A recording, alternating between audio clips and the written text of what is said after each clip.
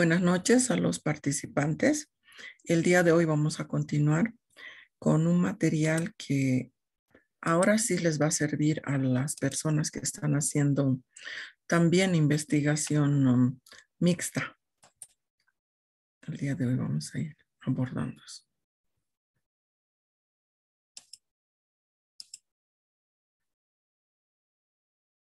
Estoy empezando a tener una serie de problemas técnicos. Más bien que casi ya se acabó lo virtual, ¿verdad? O no en sus instituciones. Ok. A ver, veremos si me responde el equipo.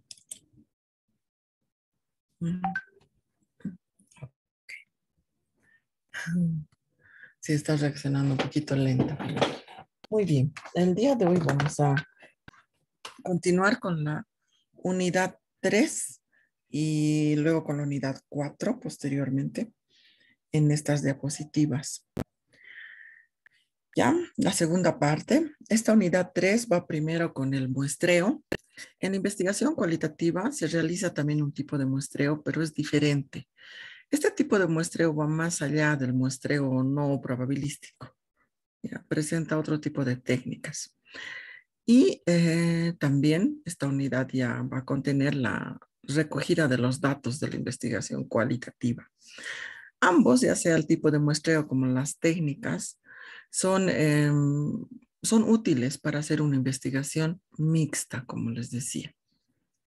Entonces empezamos con esta unidad.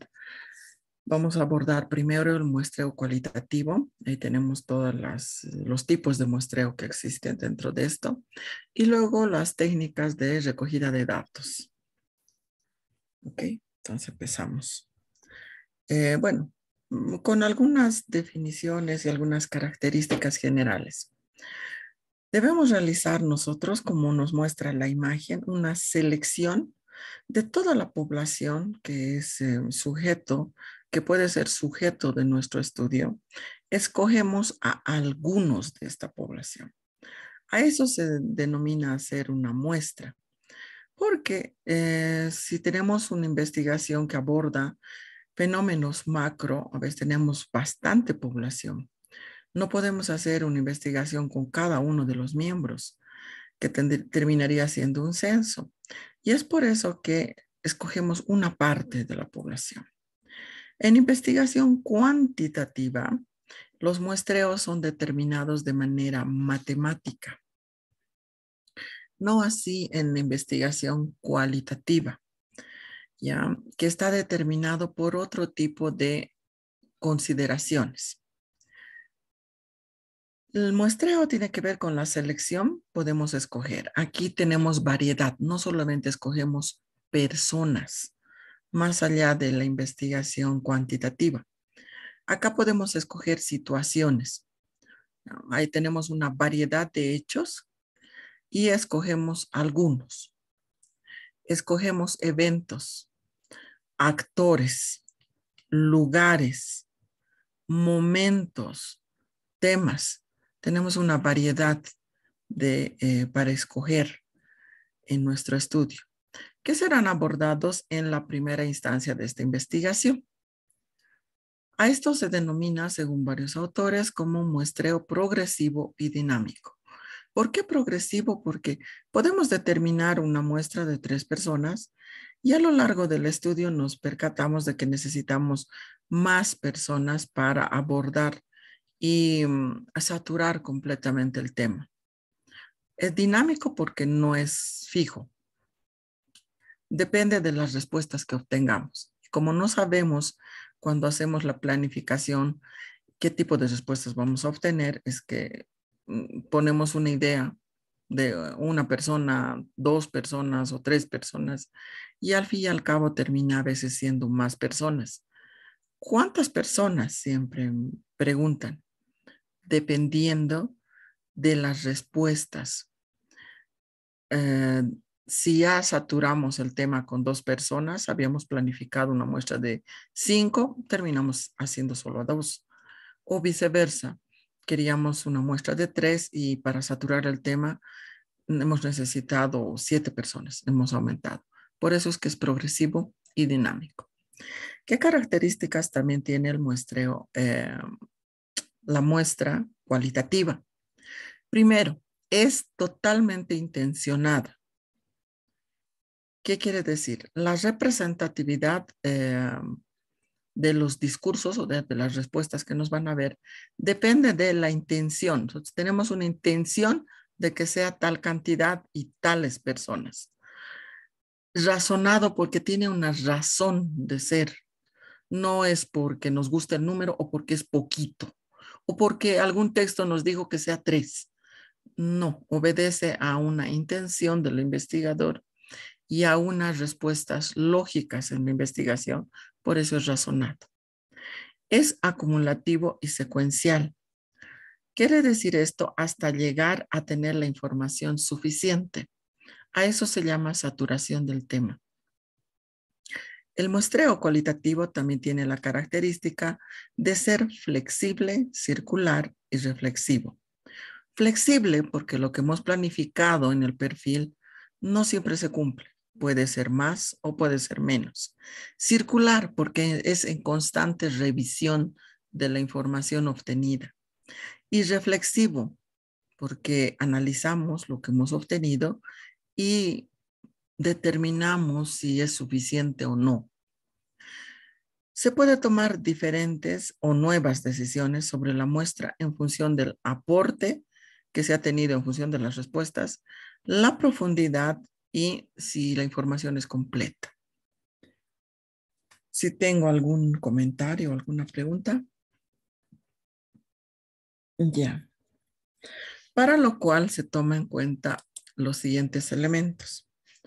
La calidad de la información versus la cantidad solamente. Nos interesa la calidad. ¿Qué quiere decir? Que las personas que nosotros hayamos escogido o la cantidad que hemos determinado funciona teniendo en cuenta la calidad de información que nos pueden proveer.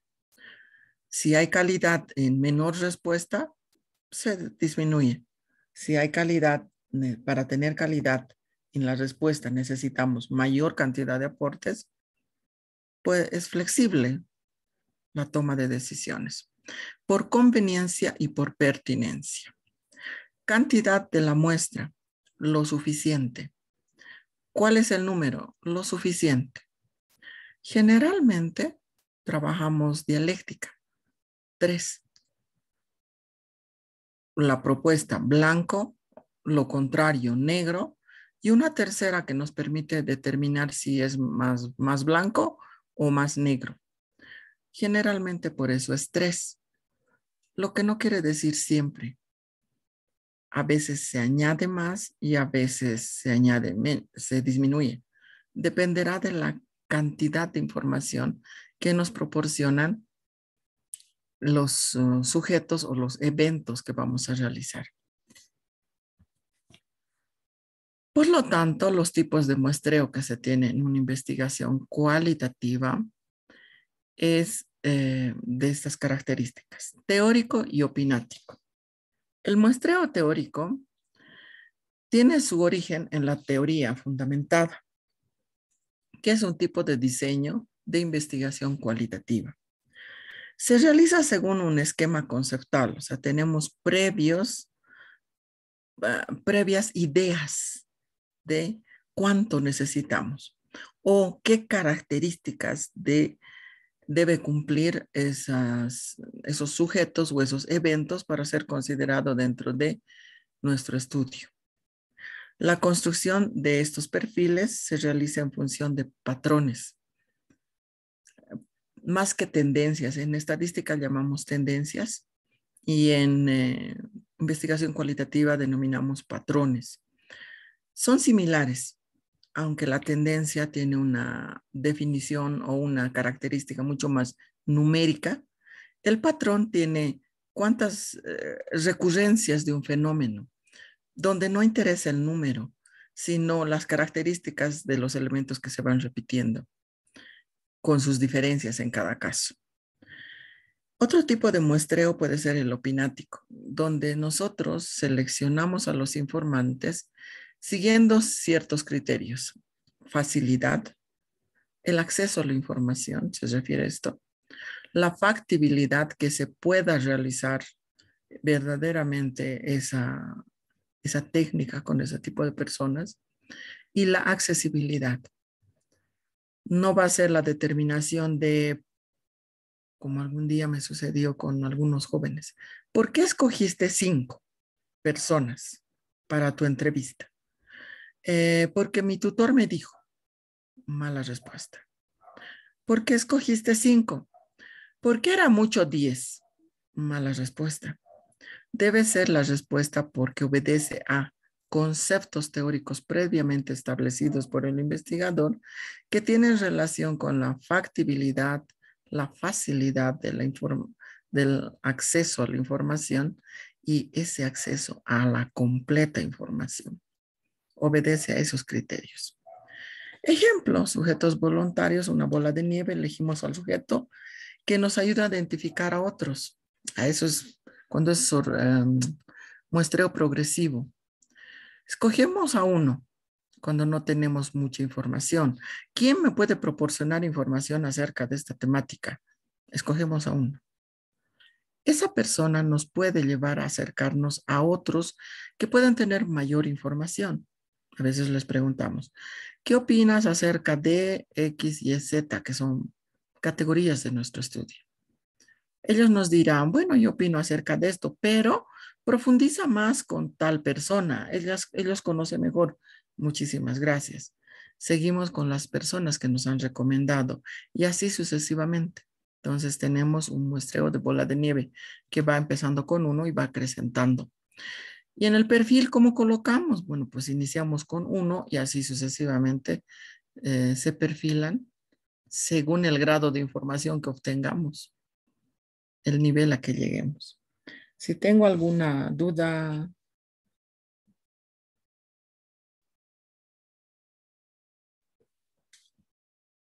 gracias. Cada vez siempre me animo más a hacer un podcast. En alguna otra ocasión lo haré con más ahínco, mi podcast. ¿Saben qué es un podcast, no? Ya, bueno, seguiremos. Por ejemplo, algunos tipos de muestreo y las consideraciones. Este ejemplo nos ha presentado los siguientes autores que tienen ahí. Y su investigación consistía en determinar las razones para acudir a los servicios de emergencias hospitalarias. ¿Qué opina la población? Entonces, ellos hicieron la siguiente selección de muestra intencionada, que obedece a conceptos y categorías preestablecidas por el investigador y dependiendo de la facilidad y accesibilidad de la información. Lo primero que ellos hicieron fue un estudio cualitativo donde escogen un muestreo teórico. El muestreo teórico es la teoría, qué características nos dice que debe cumplir cierto evento, lugar, persona con nuestro estudio. Lo primero que hicieron. Luego, escogieron el tema, que el discurso de las personas que acuden a los servicios de urgencias hospitalarias. Van a considerar características de homogeneidad, tipicidad, heterogeneidad y diversidad. Luego definieron las unidades de muestreo con 2 características. Personas que hubieran utilizado un servicio de urgencias, o sea, que hubiesen accedido a esto, y diferentes contextos con diferentes grados de accesibilidad geográfica. Alta, media, baja, así las dividieron. Luego se definieron los criterios de inclusión de esas personas o de exclusión de dichas personas, para luego pasar a definir la estrategia de la selección de unidades de muestreo. Y ese muestreo lo realizaron en la siguiente tabla. Es una idea de cómo también se puede operativizar el muestreo en la investigación cualitativa. Solamente es una idea. Consideraron las siguientes características: personas seleccionadas, cartas enviadas, cuántas cartas iban a enviar, confirmadas por cuántas cartas que fueron enviadas y que se confirmaron por teléfono que recibieron, y asistentes a la sesión grupal. Entonces tuvieron lo siguiente. Son puro hospitales. El hospital SUH de la Mar, se seleccionaron a 55 personas. Se enviaron 12 cartas de invitación para que participen en ese estudio. Por teléfono se confirmaron 5 en su asistencia, pero a la sesión grupal donde se debía discutir esta temática, asistieron 7. Así sucesivamente muestran los datos en cada uno de los casos a estudiar. Otro ejemplo, la unidad hospitalaria de Caplanca, 45 personas seleccionadas, 8 cartas enviadas, confirmadas 6 más 1 probable, asistentes 4 a la sesión. Entonces hicieron ese tipo de selección para mostrar en su investigación. Otro ejemplo. Muestreo por criterio de accesibilidad, hicieron ellos. Regido por criterios también de muestreo teórico. El muestreo teórico es mi estudio hecho sobre, como en este caso, personas que asisten a urgencia. Entonces, debe haber alguna vez asistido a urgencias. Una persona que no ha asistido a urgencias no puede ser considerada como una persona sujeta en nuestro estudio, porque no va a conocer lo que pasa. Me contaron, no nos interesan, nos interesan la información de primera mano en este sentido. Ese es el muestreo teórico. El muestreo teórico, escogemos las características de sujetos tipo que le llamaba Sampieri. ¿Qué características debería de tener ese sujeto? Tipo de mi investigación, ejemplo, un perfil del sujeto de que debe ser encuestado. Si es para abortos, debe haber tenido alguna oportunidad de haber accedido a esos servicios, es decir, puede calificar en nuestro estudio. Ahí colocamos qué características debería cumplir. Ese es el muestreo teórico, por si acaso.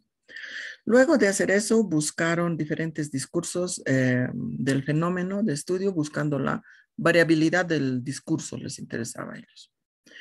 Ellos hicieron lo siguiente: nombre, sexo, edad, especialidad, años de atención, zona de sus centros de salud y características básicas de la salud.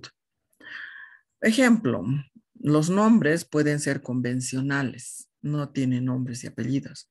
Lola, sexo mujer, edad 61. Especialidad en medicina familiar, sí.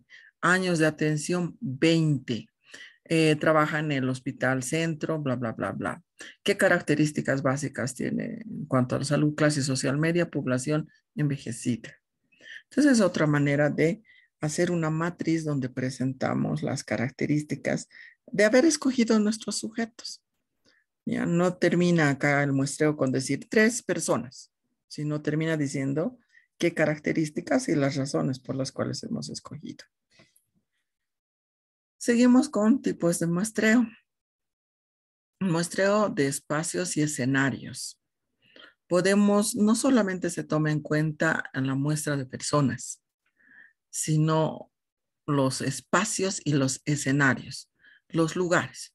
Queremos hacer una investigación sobre acceso a agua y alcantarillado en las poblaciones rurales. ¿Ya? Espacios. ¿Qué espacios vamos a escoger? A la comunidad de Laja, Calamarca, Comanche. Son mis espacios. Escojo como una muestra. ¿Por qué? La pregunta específica en este tipo de muestreo es ¿por qué? Y de hecho el tribunal pregunta ¿por qué escogiste Laja? ¿Por qué Comanche? ¿Y por qué Calamarca? Y las razones no tienen que ser porque son cerca a mi casa. Obvio, ¿verdad? Porque el pasaje es más barato. No, tiene que obedecer a razones del estudio, porque esas poblaciones son las que no cuentan con un servicio adecuado en función de la teoría que hemos analizado o de la investigación que pretendemos realizar. Lo mismo sucede con escenarios. que no es lo mismo que espacio. El escenario tiene una relación más sociológica de cómo se presentan los fenómenos en determinados momentos. Luego también hay muestreo de tiempos. En nuestros estudios nosotros podemos escoger un fenómeno, analizar y escogemos una variabilidad de tiempo en esta fecha. ¿Por qué? Ya sabemos, las razones nunca van a ser, ¿por qué me parece? Porque es más fácil. Porque es más fácil el último año. No tienen que ser razones teóricas que dan fuerza y argumento a nuestro estudio. Tiempos y momentos del estudio. O sea, ejemplo, tiempos. Entre enero a abril del año 2023, momentos a la salida del trabajo. No es lo mismo. Entonces, eso también se considera. Según Strauss y Corbin, se pueden distinguir 3 modalidades de muestreo. Estas modalidades de muestreo son muestreo abierto, relacional fluctuante y muestreo discriminativo. El muestreo abierto, asociado a una codificación abierta, no tenemos todavía códigos. ¿Por qué? Porque de hecho no estamos claros en nuestra variable. El estudio cualitativo tiende a ser muy flexible. Entonces dependiendo del tipo de investigación, podemos escoger un muestreo abierto. ¿Es intencionado o fortuito? Incluye al in situ, los que están en ese momento. ¿Quiénes? Vamos a hacer un muestreo en nuestra investigación sobre reclamos que se hacen en las convocatorias a docentes. ¿A quiénes? En un perfil no vamos a tener determinado a los que a todos, a la mitad, hacemos probabilística, hacemos censo. No, in situ, a los que estaban entre la hora tantos a la hora tantos. In situ, en ese momento, los que estaban. Incluyendo los que estaban realmente haciendo el reclamo y los que estaban por curiosos. A eso se refiere la codificación abierta. Muestreo relacional fluctuante. Relacionado a la codificación axial. La codificación axial tiende a ser como una mariposa, donde constantemente compara los resultados con el otro. O sea, como la mariposa tiene dos alas. Tenemos un resultado de uno versus el resultado del otro. Esa codificación axial, que puede ser a la vez también comparativa, hombres, mujeres, jóvenes, adultos, médicos, pacientes, empresarios versus de un empresario obreros. Entonces, esa es una investigación axial que busca esa fluctuación de lados. Este tipo de muestreo relacional fluctuante tiene que ver con la codificación axial, con ese tipo de estudios. Su principio es maximizar el hallazgo de diferencias deliberadamente. Por ejemplo, en nuestro estudio podemos escoger ejemplos. Ayer estaba dando un ejemplo de, percepción de los hechos acaecidos el 20 de octubre del 2019. Algunos dirán golpe y otros dirán fraude. Esa es una investigación axial. Los que dicen golpe y los que dicen fraude. Este tipo de muestreo vamos a utilizar cuando queremos encontrar la diferencia entre los que consideran golpe y los que consideran fraude. Empezamos con elementos simples. ¿Estamos de acuerdo que eso fue una elección? Es lo primero que preguntaríamos, ¿no? Y algunos dirán sí o dirán no. Si se encuentran, no nos interesa. Nos interesa dónde empiezan a diferenciarse. Hacia las 7 menos 5 de la noche, la respuesta que dio el TREP al fenómeno, creo que todos hemos estado en esas elecciones, ¿verdad? Estoy hablando de un evento que sucedió. A usted, ¿qué le pareció la determinación que realizó el TREP? El conteo rápido. ¿Crees, no ve? El conteo rápido. Veremos qué nos dicen los que dicen golpe y los que dicen fraude. Obvio, algunos dirán, era la determinación correcta. ¿Por qué? Y los otros dirán, era la determinación incorrecta. ¿Por qué? Ahí ya se empiezan a diferenciar. Acá nos interesa determinar las diferencias en una investigación axial. No sé, creo que alguien tenía que quería comentarme algo o preguntarme.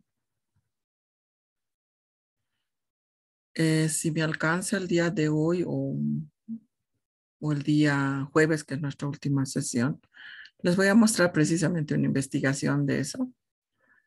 Netamente cualitativa es la investigación, totalmente y utilizando herramientas totalmente cualitativas también y donde se arrojan resultados y de hecho es pues axial porque son medias verdades, ¿no?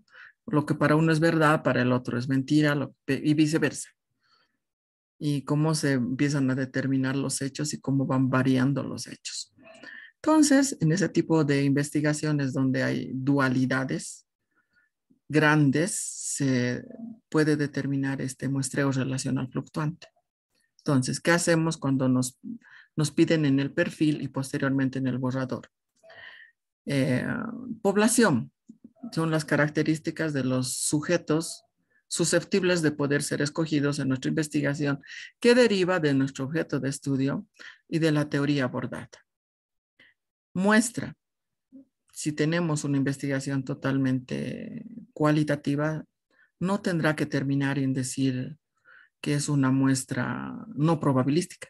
Obvio, es no probabilística, pero ese es el inicio. ¿Qué tipo de muestra? Si tenemos un estudio así axial, podría ser, se tomó en cuenta un muestreo relacional fluctuante al tener determinado dos campos que son opuestos y la razón de escoger la muestra precisamente se debía a encontrar las diferencias. En un perfil, se supone que las diferencias pueden darse en 5 percepciones. Eso sucede en el perfil. En el borrador, puede suceder que en 3 ya tengamos toda la información necesaria. Por ahí dependerá de las personas a las cuales vamos a acudir con la cantidad de información. ¿Cómo que lo que empezó con 5 termina siendo 33? ¿De qué depende? De la cantidad de diferencias deliberadas que encontramos en cada una de las visiones, que nos permiten argumentar por qué ellos creen golpe y por qué ellos creen en fraude, a partir de qué visiones ven golpe y a partir de qué visiones ven fraude. Ese tipo de investigación sería muy difícil realizar en una investigación solamente cuantitativa. Sería un abordaje de la temática extremadamente superficial. Nosotros queremos llegar a la profundidad. De hecho, el tema que les estoy planteando todavía no lo hemos resuelto. Seguimos con esa problemática y seguimos sin entender las visiones de los del grupo de golpe o viceversa, de los del grupo de fraude. Son visiones y como en la posmodernidad dicen, no hay una verdad, sino las verdades son tan relativas que van a depender del lugar con que uno ve esas verdades, esas realidades para ser consideradas verdades. Otro tipo de muestreo que nos menciona Strauss y Corbin es el muestreo discriminativo, asociado a la codificación selectiva. El principio de este muestreo es maximizar las oportunidades para verificar la argumentación, así como la relación entre categorías y la saturación. Discriminativo porque escogemos específicamente a ciertas personas con una intención. ¿Por qué? Porque creemos que esas personas nos van a dar la mayor cantidad de oportunidad de tener información. Nos ayuda mucho verificar las argumentaciones que tenemos y la relación entre categorías. Patton nos habla de que existen otros tipos de muestreo. Muestreo de casos extremos. Creo que estamos viendo que dejarlo en muestreo no probabilístico se quedó en algo muy simple. Sí, sí. Y esta parte es algo que no estamos abordando mucho como universidad. Como universidad creemos que solo existe la investigación positivista y mixta, neopositivista. Hasta ahí llegamos. Ingresar a lo cualitativo. Con menos números, menor cantidad, pero no depende la cantidad de ti, sino depende de la información. Y no siempre la cantidad colocada en el perfil, 99% de los casos no se cumple. Como que puede ser menos si tienes la suerte de tener personas que realmente te proveen la cantidad de información necesaria. Fantástico, con menos. En la mayoría de los casos, en la experiencia, no sucede eso. Necesitas más casos. ¿Por qué? Porque las personas no siempre son profundas en la cantidad de información que proveen. Dependerá de la cantidad de información, la selección de muestra. Según Patton, tenemos muestreo de casos extremos. En este caso, se focaliza sobre aquellos casos que son ricos en información a causa de que son inusuales o especiales en alguna forma. Todos iban para la izquierda, pero resulta que esta persona iba para la derecha. Es sujeto de un muestreo de caso extremo. ¿Por qué usted iba para la derecha? Eso es lo que le interesa. Son casos inusuales. Y eso tenemos bastante, pero nunca les damos importancia. La estadística, de hecho, los anula, ¿verdad? La estadística anula los casos extremos. La investigación cualitativa le interesa porque por la lucha de contrarios, ¿por qué estos estaban al otro lado? ¿Por qué? Ese tipo de personas o de casos o de eventos nos dan la riqueza de información que necesitamos. Muestreo de variación máxima. Tiene como propósito capturar y describir los temas centrales o principales características que tipifican la realidad. Relativamente extremo, estable. Entonces, escogemos 15 sujetos y de estos vamos a ver cuáles son los temas principales que estos consideran como una realidad estable. Esto es útil para hacer selección de tema en una investigación cualitativa a través de una lluvia de ideas. Es bien interesante trabajar esto. Error. Momento de una historia. Generalmente los estudiantes de pregrado de cierta carrera, cuando plantean sus temas de investigación, dicen, el problema es este de la empresa es generalmente, es que no vende. O sea, no tiene ingresos porque no vende. Por lo tanto, hay que desarrollarle una estrategia de marketing. A ver, ¿qué te hace creer de que el problema principal es ese? Y que no es otro. Por lo menos haz un levantamiento de información rápida. Y útil sería hacer un muestreo de variación máxima, simple.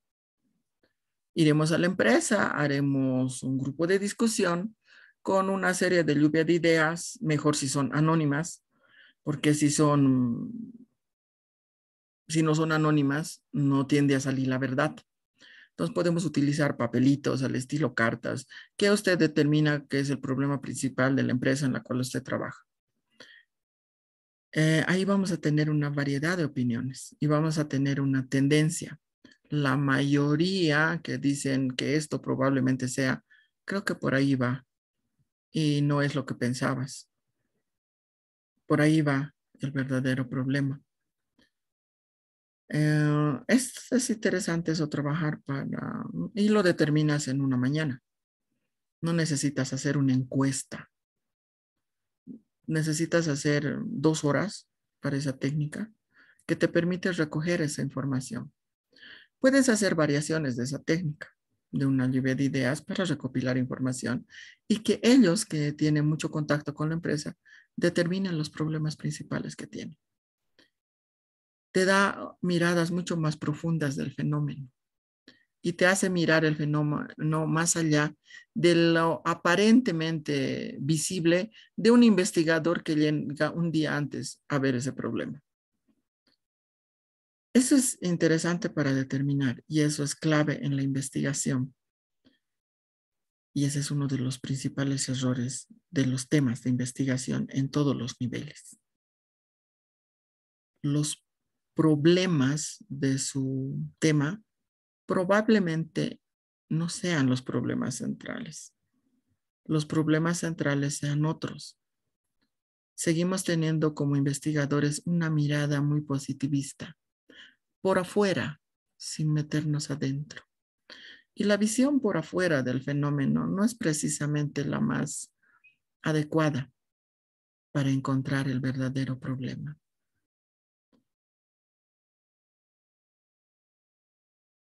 Seguimos con el otro tipo de muestreo. Muestreo de casos homogéneos, diferente al de extremos es este. Busca describir a un subgrupo en profundidad. ¿Qué subgrupo? Los casos homogéneos, los que son similares. Empleada en la conformación de grupos focales, es lo que más trabajamos cuando determinamos grupos focales. Alguien por ahí va a tener en su investigación mixta. Voy a hacer grupos focales. Muy bien. Tu grupo focal, ¿qué tipo de muestreo va a tener? Muestreo de casos homogéneos. Voy a escoger personas que tengan las características similares para que me den información acerca de mi investigación. El punto de referencia más común para escoger a los participantes del grupo focal es que posean experiencias comunes con el núcleo del tema de investigación. Muestreo de caso típico. Esto se refiere a, teniendo en cuenta la temática de nuestra investigación, qué caso típico encontramos para analizar. Lo típico son los rasgos más comunes. Tiene que ver también con un muestreo teórico esto. El caso tipo, para ser tipo, tiene que tener características que debe cumplir. Y las características que debe cumplir deviene de la teoría y los conceptos que nosotros tenemos sobre la temática a investigar. El muestreo de caso crítico se identifica sobre la base de escoger una situación, fenómeno o realidad que permite entender, comprender sobre la condición hipotética, o sea, crítico. Suponemos que este caso va a ser sometido a este análisis porque este va a sufrir ciertos efectos de o ciertas características de. Entonces, ese sería, según Patton, el último tipo de muestreo. Patton habla también del muestreo de la cadena o bola de nieve, lo que les dije. Sobre todo utilizamos cuando no comprendemos bien un fenómeno, no conocemos bien, para eso es útil. Quiero hacer una investigación, a ver, ¿de qué podríamos hacer?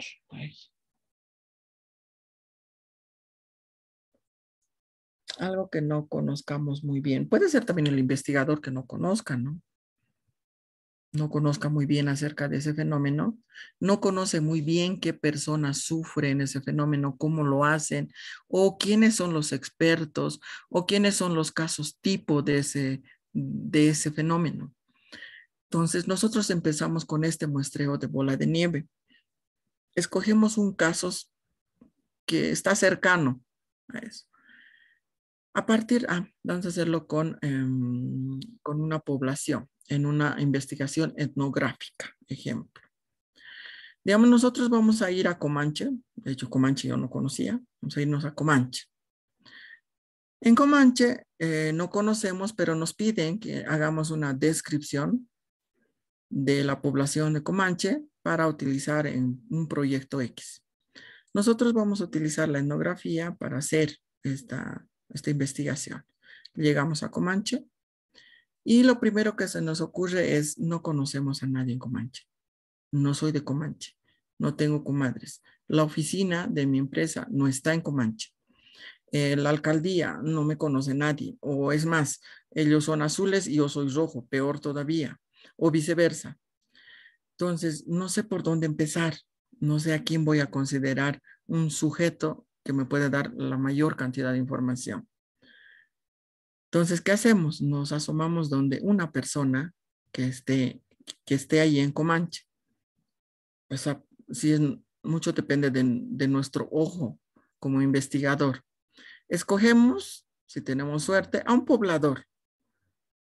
Si tenemos suerte a un poblador antiguo que cumple con todas las características, fantástico, tienes mucha suerte. No tienes mucha suerte, escoges justamente a uno que había venido a visitar y que está casi igual perdido que tú. Está un poco más iluminado. Vino una hora antes, ya recorrió algo. Agarras a esa persona y le preguntas, quiero saber información sobre Comanche. Ay, yo estoy de paso, pero pregúntale a Marianita, que es la señora de allá, que atiende. Ay, ya, muchísimas gracias. Así, esta es de bola de nieve, va así. Vamos donde Marianita. Ay, señora, usted vende acá. Solo consejo, solo, solamente le doy un consejo.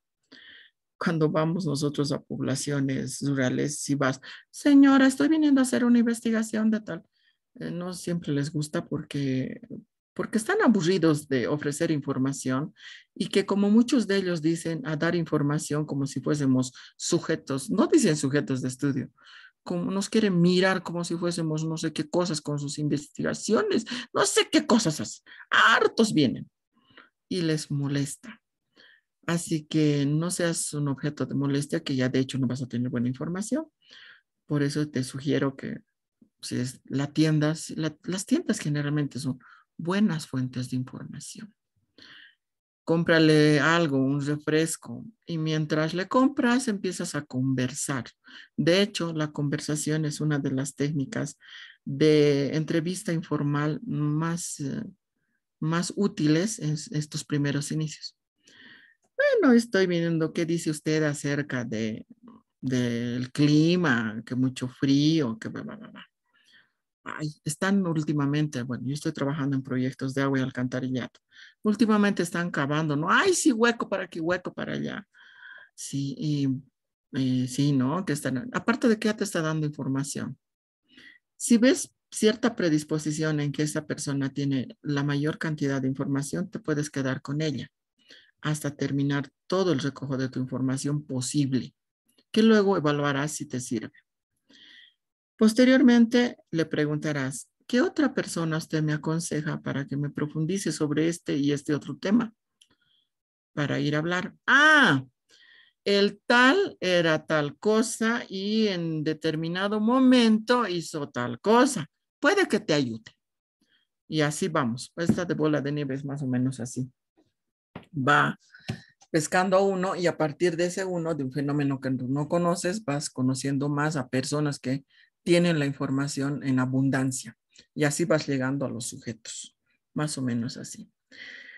Pretende comprender las realidades culturales, personales, marginales de clandestinidad, oscuridad, anonimate, para cuestiones más delicadas. Es muy interesante utilizar. Pero, como les digo, en un proyecto de etnográfico, de descripción, sí es útil. No es algo tan oscuro, pero sí nos es útil. Sobre todo porque de verdad también hay bastante gente que va a hacer sus encuestas, sus estudios, y me imagino que debe ser molestoso. Yo me sentiría como alguien que viene como si fuésemos fuentes de información y tenemos que obligados dar y que no tenemos ninguna obligación y nos puede molestar. Sí, seguro. Entonces, en ese sentido, pero útil para ese tipo. Otro ejemplo, acoso sexual en diferentes instituciones empresariales, educativas y de toda índole. Es algo que existe, que todos sabemos que existe, que todos conocemos y hemos sido sujetos alguna vez de ese tipo de sucesos. Es algo que todos sabemos que existe, pero que nadie quiere hablar. Lo evadimos. ¿Cómo encontrar a las personas que han sido sujetas y que pueden hablar acerca de ese tema? Utiliza muestreo cadena o bola de nieve. Tal vez una persona que te pueda decir quiénes probablemente puedan darte esa información porque hayan vivido o hayan visto o diferentes situaciones. Por eso vas siendo más y más sujetos. Muestreo por criterio lógico. Implica trabajar todos los casos que reúnan algún criterio predeterminado de importancia. Simple. Todos los que cumplen con esos requisitos, todos esos los estudiamos. Muestreo de casos confirmatorios o disconfirmatorios. Patton también nos habla igual que su predecesor, ¿no? Se realiza en función de patrones que se van repitiendo, los que confirman y los que no confirman. Y vas determinando tus axialidades. Muestreo de casos políticamente importantes. Identificas procesos sociales, actores principales que te pueden proveer políticamente esa información. Para el caso de los Pitita y, ¿qué es? Pitita y más, clásico sería, ¿no? Muestreo de casos políticamente importantes. Muestreo por conveniencia. Tiene consideraciones de un tipo práctico. Nos conviene por la practicidad, porque es más fácil acceder a ellos, porque nos pueden proveer información. Además, tienen una relación laboral con nosotros. Obedece a criterios prácticos. Si tengo algún tipo de comentario.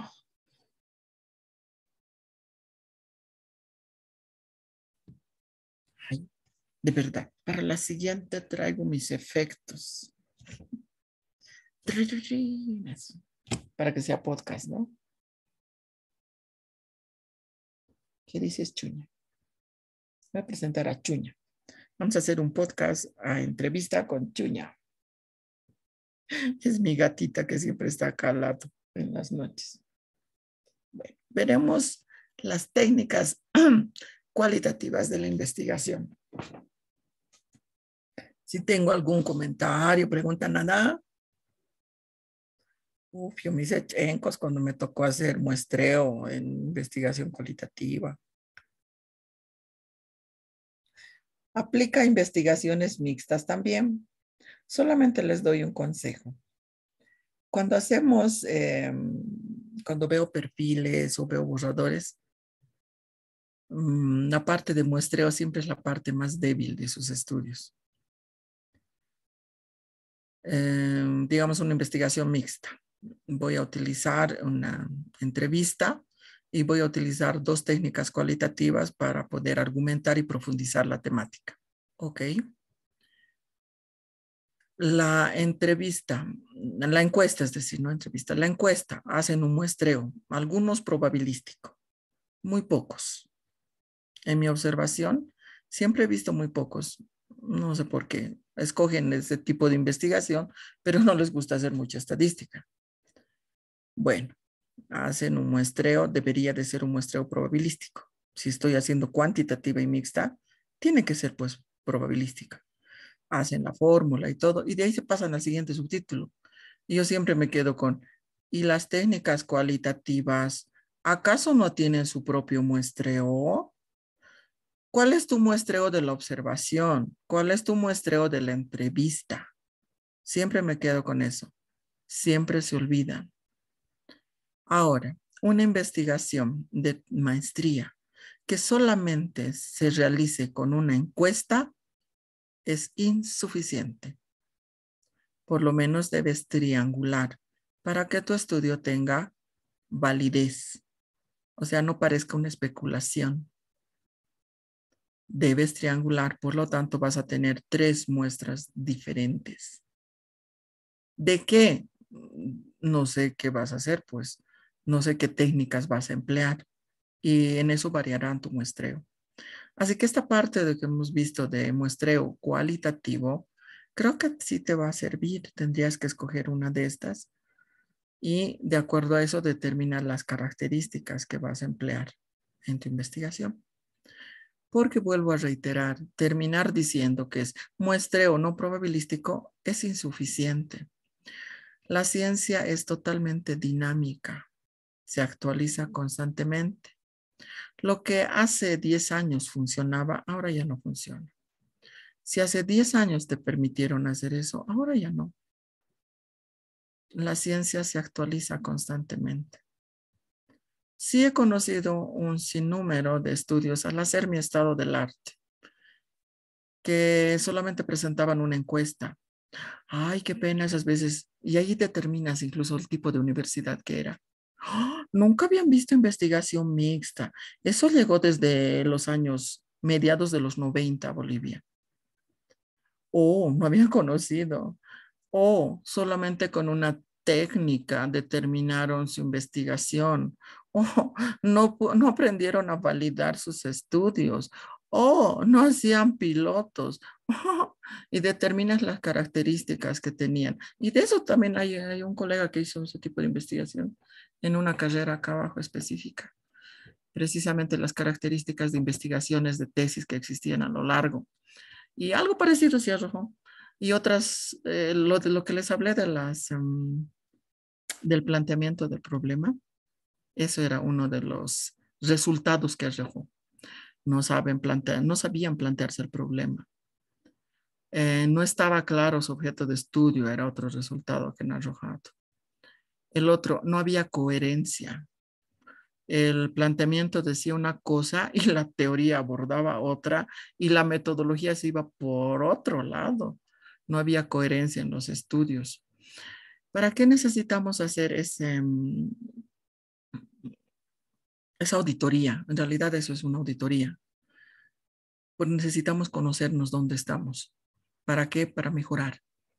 Fruto de esa auditoría en esa carrera fue precisamente tenemos que capacitar a docentes de tesis para que realmente enseñen lo que tienen que enseñar y capacitar constantemente fue el resultado. Y cada año capacitan constantemente para recordarnos, no te olvides la lógica de la investigación. La investigación es totalmente lógica. Si tu pregunta es esto, tu hipótesis debe tener una relación directa y la metodología igual. Entonces, todo el estudio. Solamente les doy esos consejos en cuanto a muestreo. Empecemos con técnicas cualitativas de la investigación y mejor si terminamos antes. ¿Ya? Así terminamos antes todo esto y así tal vez la última sesión nos quedamos con algunas dudas o más personales. Si les puedo ayudar, si puedo terminar con todo. Técnicas cualitativas. ¿Existen técnicas cuantitativas y técnicas cualitativas? Sí, hay técnicas por esencia algunas que son cuantitativas. Ejemplo, no puedes hacer un estudio cualitativo y pretender una encuesta, a no ser que digas, voy a hacer una encuesta, pero la intención es abordar el estudio que no se conoce para ver qué patrones existen y con esa intención ya ir a profundizar. Pero la encuesta no es nuestra técnica estrella, porque tiene que haber una técnica que la desarrolles con mayor pericia que las otras. Las otras solamente son de sustento. Una es la central. Entonces, la encuesta con su instrumento, el cuestionario, es una técnica por excelencia cuantitativa. Puede ser aplicada a investigaciones cualitativas. Sara Liaga hace 8 años pensaba que no. Gracias a Dios que la ciencia es evolutiva, empecé a leer bastante y dije, ay, sí, qué equivocación. Y es bueno reconocer las equivocaciones. Estabas equivocada, Sara. Sí puede existir una encuesta en una investigación cualitativa, como puede existir un análisis documental de tipo cuantitativo en una investigación cualitativa. Sí puede ser, puede suceder. Hay varios autores que nos dicen que sí y que a veces aconsejan. ¿De qué depende? Del tema. El tema. Sobre todo temas que no son tan abordados, necesitas saber por dónde vas a ir, por dónde está el camino. Temas que están más abordados, no necesitan. Pero alguna área de ese tema muy abordado que tú en tu afán de dar aporte a la ciencia quieres mirar, tener otra mirada, sí, para eso está la ciencia. La ciencia es dinámica, constantemente se construye. Así que eso sí aprendí, sí se puede. Todo lo que tenga que ver con números tiende a ser cuantitativo, aunque tengan variables cualitativas, y eso los de estadística me van a entender, variables cuantitativas y variables cualitativas. Sí, es independientemente de eso. Sí, el estudio es netamente cuantitativo. ¿Puedes utilizar en investigación cualitativa? Sí, sí es como inicio, pero no es tu técnica central, es tu técnica de soporte inicial. Eso debes tener en cuenta. Entonces, igual, esta técnica de la observación que vamos a ver es una de las primeras técnicas. Muchos autores la consideran la técnica madre. ¿Por qué? Porque esta es la que nos permite determinar el problema. Si no hubiese observación, no podríamos identificar un problema en nuestra observación previa.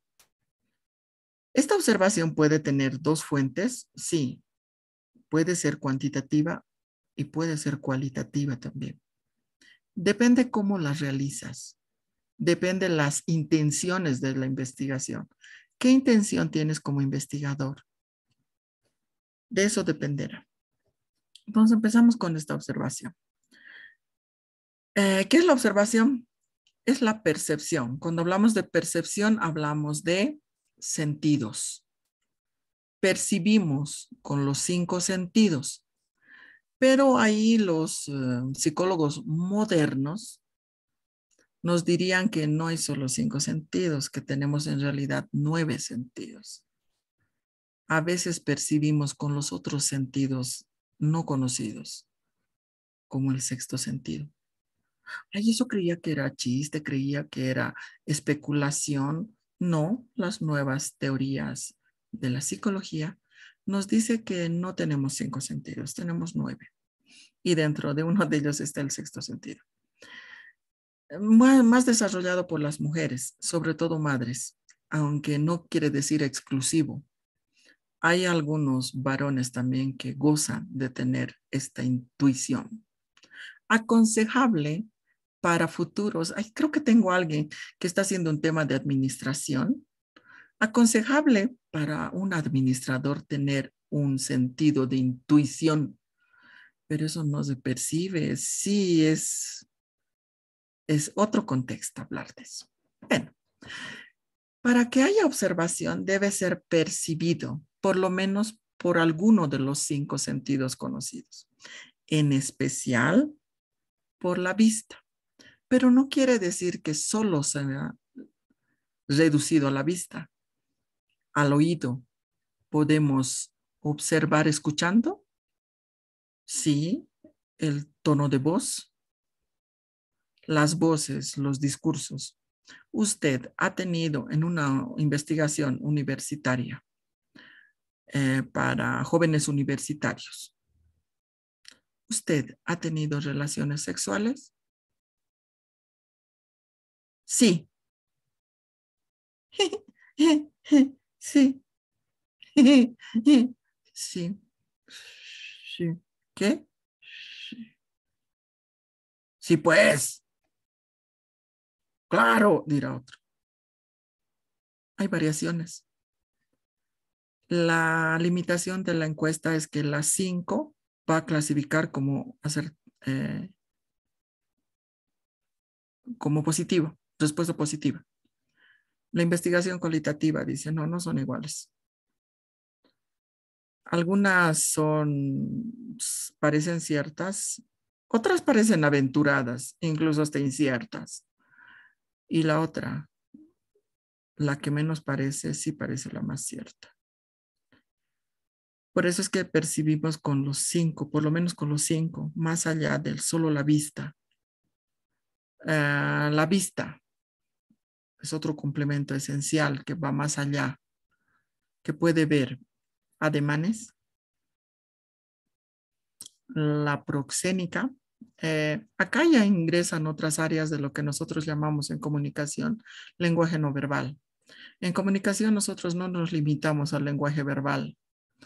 Nosotros más bien nos explayamos con el lenguaje no verbal. Para nosotros todo comunica, todo, absolutamente todo. Como mi profesor decía cuando yo estaba en la universidad, hasta los olores comunican, nos decía, y nosotros reíamos. Ahora como profesional adulta, sí es cierto, todo comunica, hasta los olores, o la no existencia de olores también, comunica, todo comunica. La proxénica es una de las áreas que está estudiada. Si alguien quiere profundizar esas áreas por la Escuela de Palo Alto en Estados Unidos, donde se desarrolló Bill Gates, todo cerquita y por un conglomerado de universidades están por ahí. Entonces, la Escuela de Palo Alto desarrolla una de las teorías que se llama proxénica. El lenguaje no verbal a partir de las proximidades que tienen los seres humanos. Y eso es interesante cuando se conoce cierto tipo de actitudes, ¿no? Los seres humanos, a partir del acercamiento de los cuerpos, determinan grados de intimidad que tienen con otros. Ah, no, yo con ella no me conozco, es solamente una amiga. Sí, pero los grados de intimidad cuando saludas no son los mismos que con la otra persona. Naranjas, mentira. La proxémica estudia eso, grados de proximidad, y a partir de eso determina las intimidades que los seres humanos puedan tener. Solamente determina eso. Más allá de la mímica, porque creo que no tengo colegas comunicadores, eh, a muchos dicen lenguaje no verbal, la mímica. Ay, sí, pero la mímica es algo tan simple. Nosotros utilizamos la kinestésica, que es mucho más profunda en su estudio. A través de la kinestésica podemos determinar por qué las personas se paran de determinada manera, se sientan, por qué cruzan los brazos, por qué son tendencias que nos dan a entender de, está nervioso, está triste, dice una mentira, naranjas, nos está engañando, dice nomás, pero puedes determinar. Esta mañana lo apliqué muy bien mis estudios de proxémica, kinestésica y lenguaje no verbal en una actividad que tuvimos. Y puedo determinar quiénes eran los que decían que pueden decir verbalmente otra cosa, pero sus gestos los delataba completamente. Entonces, en la observación analizamos cuantos más conocimientos tenga de esos elementos, de todo el lenguaje, que no solamente son esas, sino que son los objetos, los colores, las formas, todo comunica. Entonces, los tonos de voz, la impostación de voz, las pausas en la voz, los silencios. Y eso es interesante determinar. El silencio expresa muchísimo. A veces, a veces son rechazos. Son los más exquisitos de dar información, son los silencios. Entonces, por eso es que la investigación cualitativa profundiza ese tipo de elementos muchísimo más no visibles a simple vista. Vamos hacia esa percepción consciente. ¿Por qué consciente? Consciente porque el investigador va a mirar específicamente las categorías que quiere encontrar. Ya ha determinado ciertas categorías y quiere ver eso. Está buscando si existe eso, si esas son las razones de eso. Y es intencionada, por eso vamos con una intención a observar. No es, estamos yendo a observar para ver qué encontramos. No, estamos yendo con una intención a observar. Interpretativa, porque la observación tiene varias interpretaciones, como que puede ser cierto, como que no. ¿Y de qué depende de que te acerques a la certeza? La pericia del investigador, la experiencia, pero aún así siempre estamos ciertos en que es una interpretación. No siempre puede ser la realidad. El nerviosismo puede deberse a otro factor, hasta que le duele su estómago y no siempre a la respuesta negativa que te quería dar. Y controlada en el sentido de las categorías que vamos a determinar. ¿Qué cosa se observa? Procesos, hechos, todo tal como se presenta. ¿Qué elementos tiene la observación? El sujeto y el objeto. Esta es una visión más positivista, por si acaso. El sujeto, investigador, el objeto de estudio. Pero en investigación cualitativa sería el sujeto, sujeto, ¿verdad? El sujeto a otro sujeto. Sujeto, sujeto, tendría que ser. Medios de observación, se debe considerar los medios porque ¿qué vamos a utilizar para observar? ¿Solamente nuestros ojos? Sí, pero no solamente utilizamos nuestros ojos. A veces necesitamos tener registros. Por lo tanto, video, a veces audio también, fotos, condiciones. ¿En qué condiciones estamos observando? En condiciones de participación total, en condiciones de no participación, en condiciones de vulnerabilidad, de no vulnerabilidad, de empoderamiento. ¿En qué condiciones estamos observando?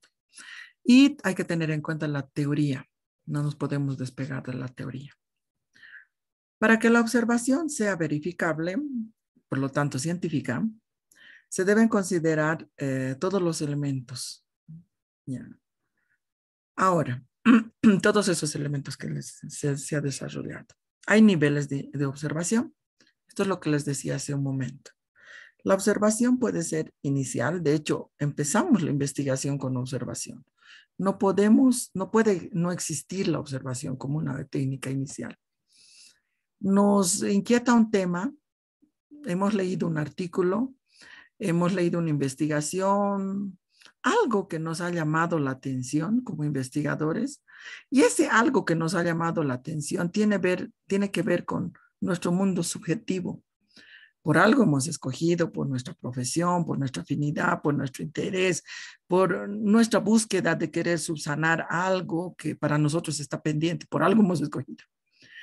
Luego de tener interés por algo, iremos a ver cómo se presenta. Entonces, ahí es la observación inicial o preliminar del fenómeno. Esa observación nos permite plantearnos el problema de investigación. Pero también hay otra observación que se presenta después que hemos hecho el perfil, cuando ya queremos una observación totalmente sistemática para demostrar si las variables se presentan o si hay ciertas categorías en una investigación cualitativa. Entonces, eso tenemos que determinar. Hay dos tipos de observación, la inicial y la otra observación. En el caso de nosotros que estamos haciendo nuestras investigaciones en este curso, me imagino que todos ya han tenido el acceso a la información inicial, por eso se han planteado un tema y están trabajando un tema. Lo que ahora, si a alguien le gusta, podría plantearse la observación ya como técnica para sistematizar la información a partir de la percepción consciente controlada y para ser interpretada. Si tengo algún comentario o algo.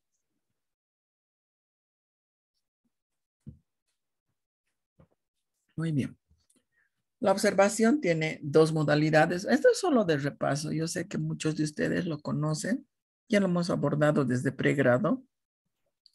Y en los cursos de maestría lo han debido abordar. Y obvio, el doctorado volvemos a repetir porque para que no queden dudas nada más. Así que lo vamos a ir más veloz porque sé que ya conocen. A no ser que alguien me diga, no, quisiera que Estito me explique mejor. Así que vamos, hay dos modalidades, la observación participante y la observación no participante. La participante tiene dos características, puede ser natural o artificial. Natural en el medio donde se desarrolla, artificial en laboratorio. Abierta o encubierta, o sea, estoy yendo a observar como investigador, es abierta. Encubierta, ellos no saben que yo soy un investigador. Ellos creen que yo soy el nuevo miembro del grupo. En esta, el investigador supera la calidad de espectador en la participante. Ya no eres un espectador, sino tú eres alguien más del grupo. Te inmiscuyes. En este tipo de observación se elimina la barrera de observador y observado. Ya no hay esa diferencia. ¿Por qué? Porque el investigador se convierte en un observado también. Porque tú puedes ser sujeto de estudio. Esto aplica a alguien, no sé si está escuchando, que me presentó su tema y yo le miraba y decía, presentaba con tanta pasión su tema. Yo decía, claro, pues si esta persona es docente en tal carrera y ha vivido precisamente este fenómeno en carne propia. Su observación, incluso esta persona podría convertirse en un sujeto mismo de su propia investigación. ¿Por qué? Porque lo ha vivido. Podría haber hecho un estudio de caso a partir de su experiencia como complemento a su investigación que estaba presentando. ¿Por qué? Porque lo vivió. Cosa muy diferente que venga otro investigador de otra universidad o de otra profesión que no sea el de educación, que no sea catedrático o docente, va a tener otra mirada del fenómeno. Es una mirada muy lejana, no tan cercana. Los que hemos vivido algo, un fenómeno, somos los que podemos decir, esto ha sucedido y así me he sentido porque lo hemos vivido. Y eso es lo que logra la observación participante. Esa capacidad de eliminar esa barrera al ser el investigador, convertirse en un sujeto de la investigación y puede dar pautas. Sé que varios de ustedes tienen, creo, que bastante experiencia en los temas que están relacionando de sus investigaciones. Los han escogido porque creo que han formado parte de esos fenómenos. Varios de ustedes tienen observación participante. Y eso se puede convertir y se puede sistematizar, claro. Te preguntas a ti, de acuerdo a tus categorías, y puedes responder con muchísima más solvencia. ¿Por qué? Porque lo has vivido. Has vivido todos esos periodos. Para que exista una observación participante, el grupo tiene que aceptar al investigador. Y aquí hay dos maneras de aceptarlo, ¿no? Hay una que realmente eres miembro y la otra que eres un investigador. No te van a considerar miembro. Para que te consideren miembro, tienes que participar completamente de las actividades que tiene. Esta utiliza muchísima empatía porque vive el fenómeno. De hecho, al vivir el fenómeno, te empatizas. Ay, con razón pensaban así. Que tienen razón. No sé, tal vez por eso será que al terminar esa investigación cualitativa termine empatizando con algunas visiones, porque al iniciar la investigación, que probablemente les muestre el jueves, yo tenía una manera de pensar muy diferente, estaba muy determinada de un fenómeno que habíamos vivido todos el año 2019. Pero luego de terminar la investigación, de verdad me quedé ya no, ya no me sentía de un lado. Me siento muchas veces en el medio con una pierna para el lado y la otra pierna para el otro bloque. ¿Por qué? Porque terminé viendo lo que veían los otros, tratando de convertirme en un sujeto del otro lado, y esa capacidad de empatía me permitió ver cómo veían ellos y veían de manera diferente. Su realidad era otra. El mismo tiempo, el mismo fenómeno, y ellos veían la realidad de otra manera. Y es interesante llegar a ese grado que nos permite respetar a ese otro en su variedad de forma de pensar. Versus la observación no participante. Esa es la que la mayoría hacemos, pero esa es buena, pero no es lo mismo. A ver, nos pondremos así, pondremos a pensar. En la comodidad de la casita que estás en este momento, ¿ya? Que también tienes derecho. No hay problema en eso. En la comodidad de tu casa, incluyéndome yo. En la comunidad que tenemos en nuestra casa, que alguien nos mande a un supervisor que nos va a observar qué estamos haciendo. Ejemplo, que alguien me mande el doctorado, me mande a un supervisor que me diga, mientras tú estás dando clases virtuales, yo lo voy a observar que usted hace. ¿Me comportaré como estoy comportando? Probablemente no. Probablemente hasta me cambie con un zapato y no esté con el zapatón que estoy ahora, ¿no? Probablemente, porque para que crea que me lo tomo en serio. No, me imagino, ¿no? Yo soy un ser humano igual. Me imagino que así reaccionaré. Me imagino que acondicionaré ciertos elementos para que... Es supervisor al fin y al cabo.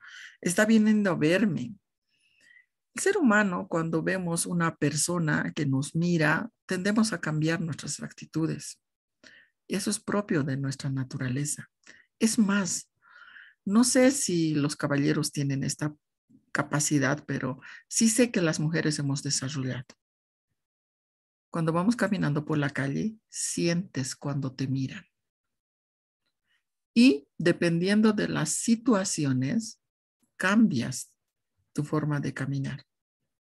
Ejemplo, Sara Leaga cuando era muy joven, esta habilidad la hemos desarrollado en nuestra adolescencia las señoras, ahora o señoritas también. Yo hace años, cuando era adolescente, ese es nuestro sexto sentido, ¿no? Sientes que te miran. Si te gustaba quienes te miran, caminabas por una caminata más curveada, ¿no? Así, para que te desea. Si no te gustaba, no, hasta más grosera camino, hasta no quiero que me vea. Ejemplo, no creo que me vea esa bola de viejos verdes. No creo que me vea apetecible. Ay, caminaré como oso, así, así, porque no quiero que me mire. El ser humano siente cuando nos miran. Y esas miradas que tú sientes eh, hace cambiar nuestras actitudes, dependiendo de las situaciones. Bueno, eso siempre se repite en la investigación, ¿no? La investigación no participante, como hay un sujeto que te observa, las actitudes cambian, no son las reales, son alteradas por el sujeto que vino ahí. Inclusive el año pasado estaba con una asignatura en la carrera de el programa de cine y producción audiovisual de acá abajo. Y ahí trabajábamos documental, trabajábamos una de las modalidades, solamente la cámara, decíamos, documental, las variedades de documental y cómo la cámara podía ejercer un efecto que podía alterar las realidades. Y el documental tiene que acercarse lo más posible a la realidad, pero cómo la cámara afectaba esas realidades. Las realidades ya no eran las realidades como eran en su cotidianidad, estaban siendo realidades alteradas por el efecto cámara. Lo mismo pasa, ¿no? Con la observación, cuando los voy a filmar, cambian. De hecho, hasta cambiamos, digo porque me incluyo. Cámara, un ratito, voy a ver si estoy bien peinada. Un ratito, a ver, ¿estoy bien? Sí, allá. No es el efecto que produce la cámara en los seres humanos. Entonces, ese es la característica negativa de la observación no participante. Ahora, esta puede ser directa e indirecta. La directa le llaman esta clasificación, ya que le hace mucho a la observación, dice, los cuestionarios y guías también son observaciones, dice, debatible. Yo también no estoy tan de acuerdo, pero a veces coloco lo que colocan los autores. ¿Por qué? Porque observas por medio de los cuestionarios, observas lo que quieren las personas de una manera directa. Bueno, indirecta por datos estadísticos y documentos. Así lo clasifica. La observación no participante puede ser cuantitativa, cualitativa. Cuantitativa, número de frecuencias. Cualitativa, ¿por qué? Un ejercicio que hacíamos hace muchos años, que se terminó el año 2014, creo, con los jovencitos de pregrado, era hacer observación cuantitativa, no participante cuantitativa. Iremos a ver a la avenida donde está la UPEA, justamente debajo de la pasarela, y nos ponemos a ver cuántos minibuses tienen voceador. Empezó esta investigación el año, ¿no? este ejercicio empezó el año 2005, si más no me acuerdo, 2006 empecé. Entonces los llevaba a los chicos para que cuenten. O sea, ¿qué quiero? Quiero ver frecuencias. ¿Cuántos? ¿Ya? Si los miraban, 1, 2, 3. Luego, determine cuántos de estos son mujeres y cuántos de estos son varones.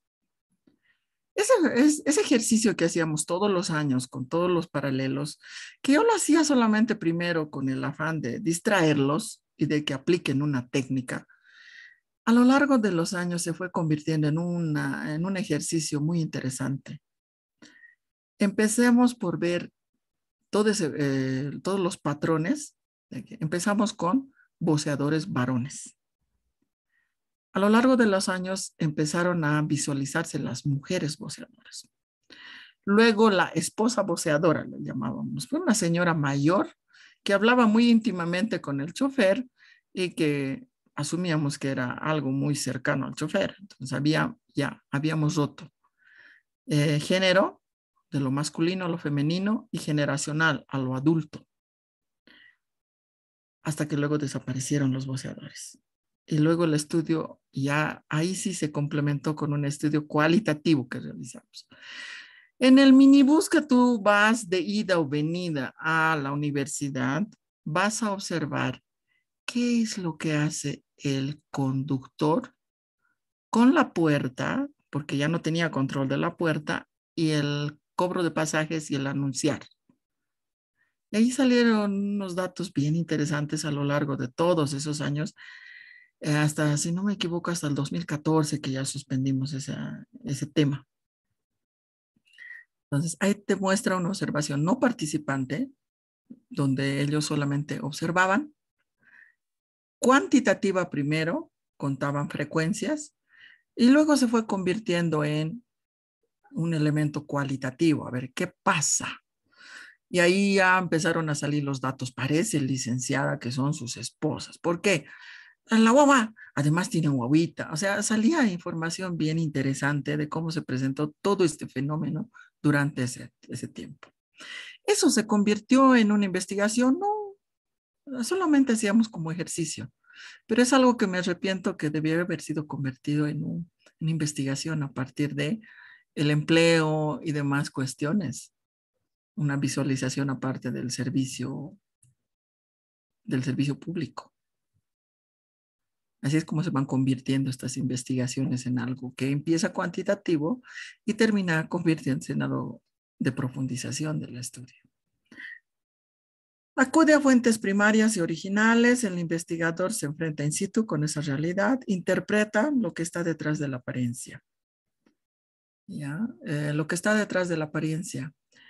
El fenómeno económico se veía reflejado en ese puesto laboral del voceador. Al inicio sí y luego no. Al último ya incluso ya ni las esposas van con ellos. ¿Qué están haciendo las esposas? Sería interesante, ¿no? Determinar, porque ahora ya no hay ni las señoras. ¿Y qué están haciendo? ¿Cuál es el papel de la incursión de la mujer joven en ese ámbito? Y en eso alguna vez conversando con una voceadora, recuerdo que me decía, no querían aceptarme como voceadora, de las primeras, ¿no? ¿Cómo las trataban? Había mucho problema de acoso también ahí con las chiquillas, sobre todo cuando eran chiquillas. Y cómo muchas de estas chiquillas se habían convertido en parejas de algunos de ellos. Es un fenómeno muy interesante a partir de eso. A veces no estudiamos esas cosas. Queremos mirar cosas muy macro en nuestras investigaciones. No ese mundo micro que es en el cual se reflejan las políticas económicas de nuestro país, en el mundo micro. A partir de todos esos años se puede determinar todos los elementos, la política económica de nuestro país. Se podía determinar a partir de esos casos de estudio. Estoy pasando mis ideitas, ¿no? Pero no creo que ya tenga tiempo en mi vida de investigar. Ya estoy yendo por otro rumbo. Así que, bueno, paso ideas. También la observación puede ser extensiva o intensiva. Extensiva no la vamos a tratar en este curso, porque la extensiva tiene que ver con una visión horizontal, le decía alguien cuando hablaba. ¿Por qué horizontal? Porque nos interesa cuántos, la mayor cantidad de tu muestreo, por eso es 280, 300 tantos, probabilístico. Nos interesa saber muestreo horizontal. No, en la investigación cualitativa no nos interesa mucho eso, nos interesa lo intensivo, lo poco. Lo que más nos interesa es cómo, por qué. Eso nos interesa en la investigación cualitativa. Tiene una visión vertical del estudio. Estudios mixtos Interesante, ¿no? Con una encuesta que te proporciona una visión horizontal del fenómeno y dos técnicas de profundidad que te permiten acercarte en sus diferentes grados a la verticalidad o a la profundización del tema. Eso hace que tu investigación tenga total validez, sea muy confiable, a que solo utilices solo una encuesta, una visión muy parcial, sesgada de la realidad. Entonces tienes vertical y profunda es la intensiva. Para esto se utilizan técnicas cualitativas, que es lo que estamos viendo, y hay algunos ejemplos. Ya, seguimos con la observación participante. Directa, hay que tomar contacto con el objeto para que sea observado, y lo que nos interesa es interpretar más allá de la apariencia. La apariencia es lo visible, lo que les hablaba de esta mañana. La apariencia, 5 sujetos adultos para la izquierda, derecha, 5 sujetos jóvenes para la derecha. Mi lectura, más allá de lo aparente. Me voy a quedar con eso porque es algo muy personal. Pero lo aparente era confianza, sí, pero esto va por otro lado. La observación mira más allá de lo aparente porque mira lenguaje no verbal, mira actitudes, mira los ojos, cómo las personas miraban o no miraban, porque muchos de ellos sentía que no me querían mirar porque tenían vergüenza. ¿Por qué? Porque ellos saben que están haciendo algo malo. Alguno que otro sí se aventuraba porque estaba desubicado, decía. Otro por ahí que totalmente quería evadirse con su técnica de proxénica. Yo no soy parte del grupo del que tomó la decisión de esto, así que me hago el que busco los sobres por la parte más lejana, no soy parte de ellos. Es totalmente proxénica, kinestésica, esta mañana estaba leyendo, y las visiones aparentemente malas que alguien dijo de algunos jóvenes, no, me ve todo lo contrario. Miraba ciertos asentamientos, las miradas, decían, aquí alguien dice algo y no es lo que dicen, aquí es otra cosa. Y nos vamos con esa interpretación más allá de las apariencias, para lo cual les sugiero que repasen proxénica, kinestésica, el mundo de lo no verbal, las interpretaciones, los símbolos, las personas que utilizamos, para qué utilizamos, y hasta este día qué color de vestimenta utilizaron, por qué utilizaron esos colores y por qué esa puesta de ropa. Todo eso tiene que ver. Todo tiene que ver con la determinación de la mirada mucho más allá del mundo aparente. Participante porque elimina la barrera entre el sujeto y objeto, incorpora al grupo, se incorpora el observador al grupo y debe tener empatía con él, por lo tanto participa en las actividades comunes y por lo tanto lo aceptan como un miembro más. Procedimiento. Acercamiento teórico o empírico, teórico y empírico, perdón. Teórico porque hay que revisar la teoría, no podemos ir sin nada. Es como ir desnudos a la investigación, no. Que nos provee que vayamos con armas, la teoría, tenemos que leer acerca del tema y nos acercamos, ese acercamiento empírico, dónde es, cómo se llega. Observación previa externa, esto es así. Inserción al grupo objetivo, nos metemos con ellos, permitimos que ellos nos incorporen. Luego seleccionamos los indicadores paralelamente de nuestra investigación. En realidad no es luego, es paralelo o es antecitos. Hacemos el registro de nuestros indicadores de observación y luego hacemos el procesamiento de nuestra observación y las conclusiones. ¿Qué hacemos para eso? No me acuerdo si lo coloqué aquí. Instrumento. Aquí les voy a hacer un consejo, les voy a dar. Todos los años siempre hay alguien que cae en esto, más bien que cada año es menos personas. Eso es lo bueno. Quiere decir que ya se está absorbiendo el conocimiento. Pero yo leía lo siguiente. Dice el reglamento de perfil, dice, técnicas e instrumentos, dice.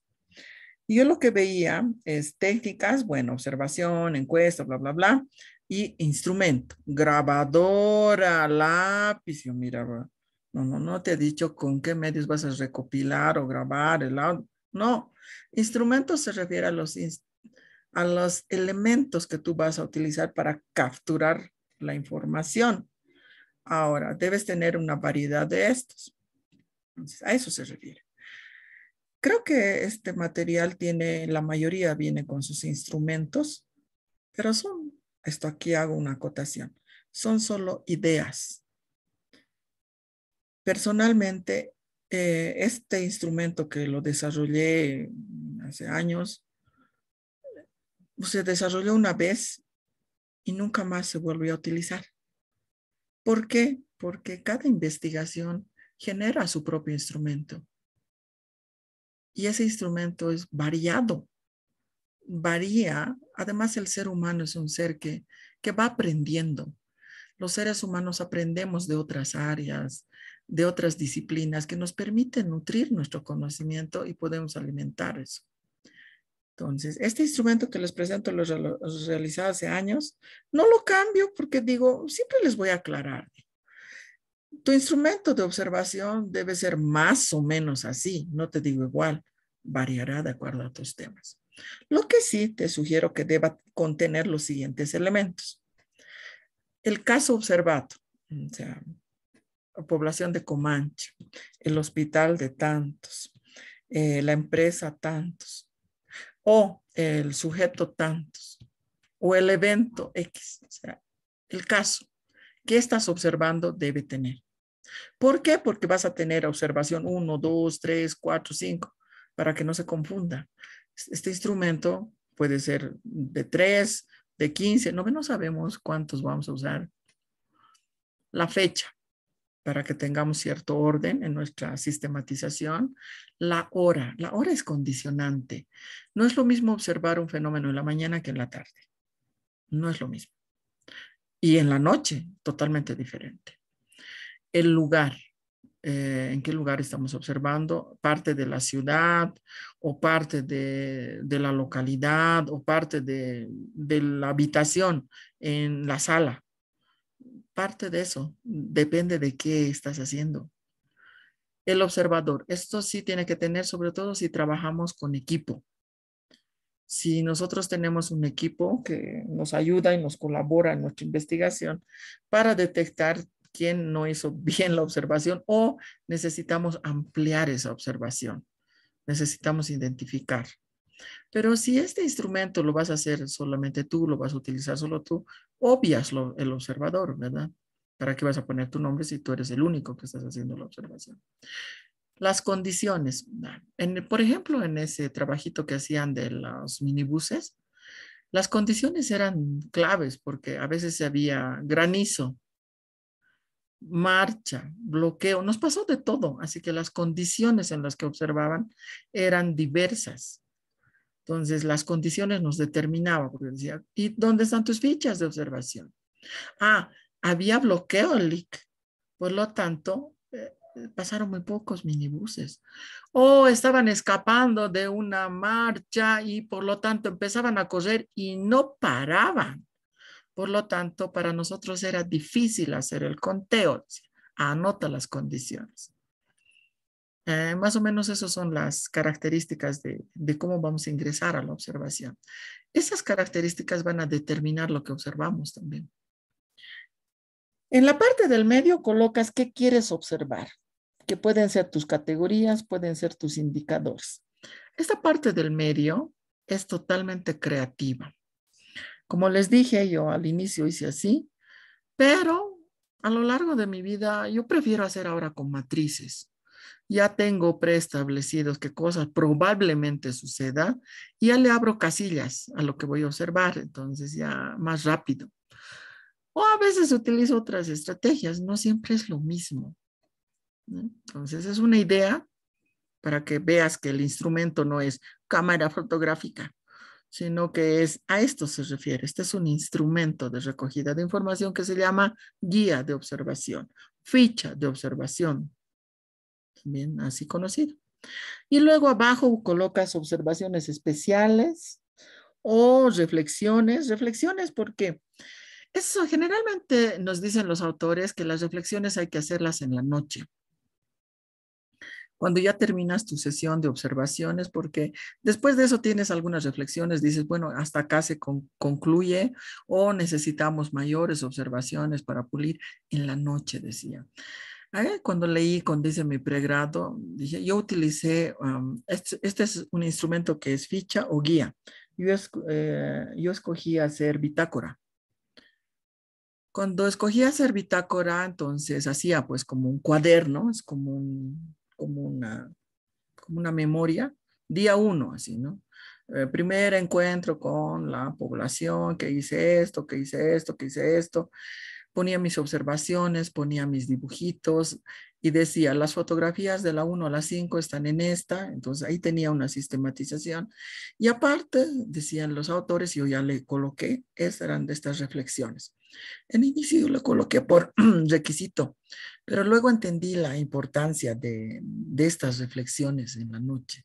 La noche me sentaba a revisar mi agenda, en la cual había hecho en realidad mi bitácora, que había hecho las observaciones y mira, mañana hay que tener más énfasis con este elemento que no lo consideraba el día de hoy. Entonces me daba una reflexión, qué es lo que tengo que hacer mañana, cómo lo estoy haciendo y qué más me falta en mi observación. Entonces eso les sugiero que hagan. Es bien interesante ese ejercicio para tener una buena, concluir hasta, ¿qué le dicen? Hasta la saturación. Ahora, ¿este es el único instrumento? No, hay varios instrumentos. No sé si aquí les he cargado. Ah, no, no los había cargado a ustedes. Lo he cargado en otro curso. Ya, no es este el único.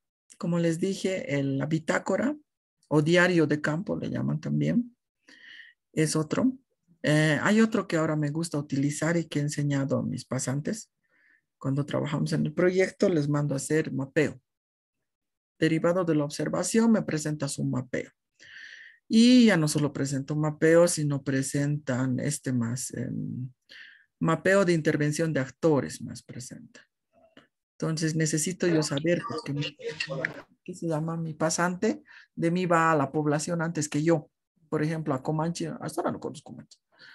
Ya estoy trabajando más con pasante y con guía de esto. Entonces, llegas a Comanche, listo. Lo primero que haces, un mapa en tu cuaderno. Ese mapa luego me lo vas a elaborar así. Puedo hacerlo por el Google, como son pasantes. Puedes hacerla para el Google. Antes que para eso iré al Google nomás. Y yo no necesito mandarte a ti, ¿no?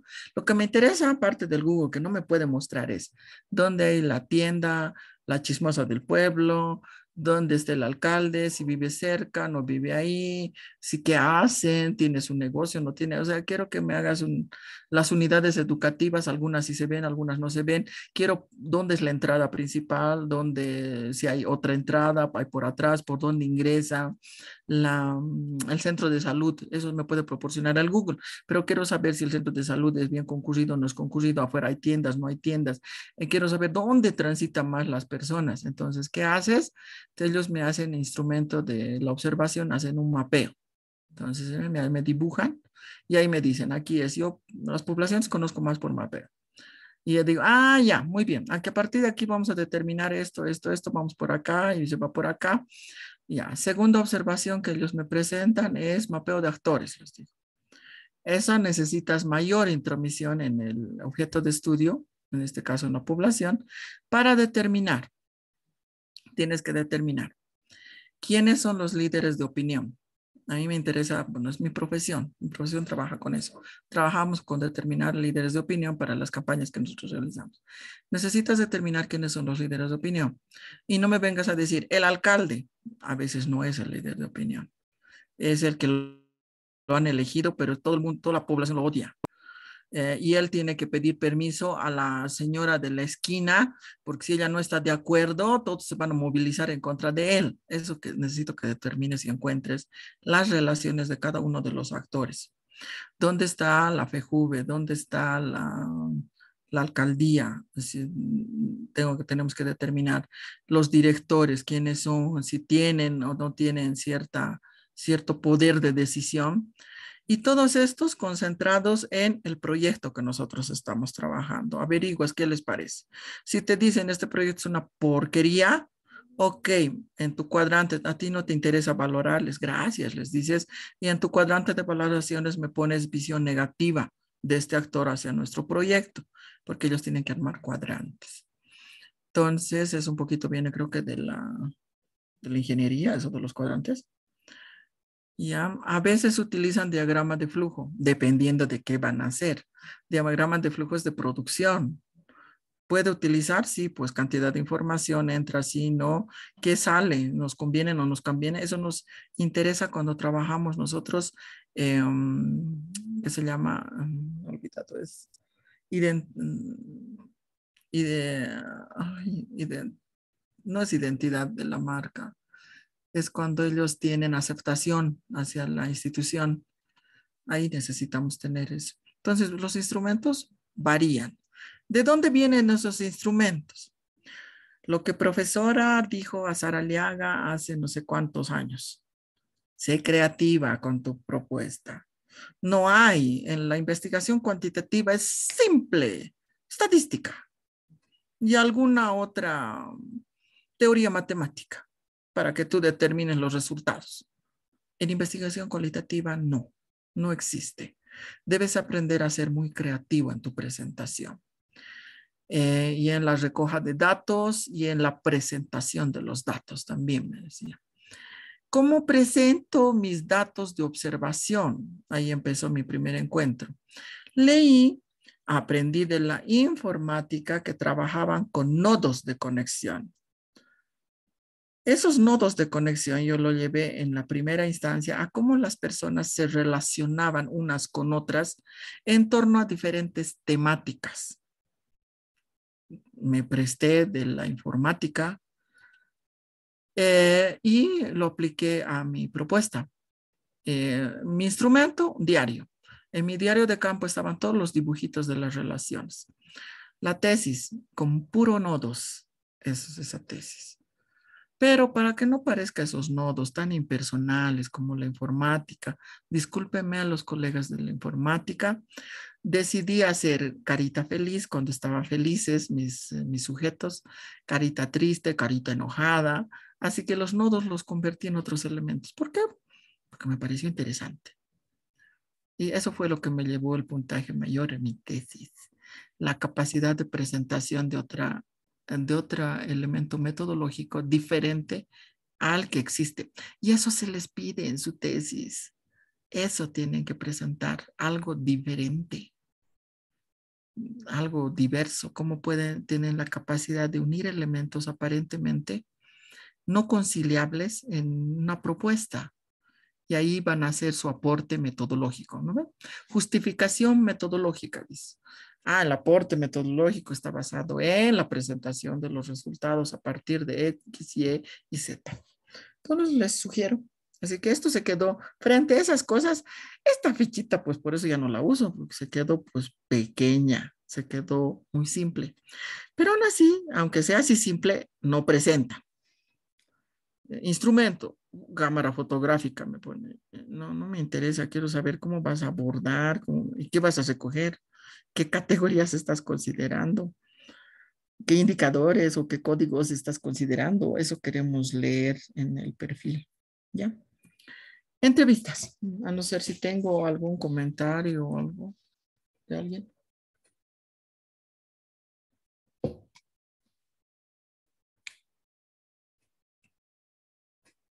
Nada. Wow. Listo. Entonces empezamos con la sección entrevistas. Vamos a llamarle sección porque esta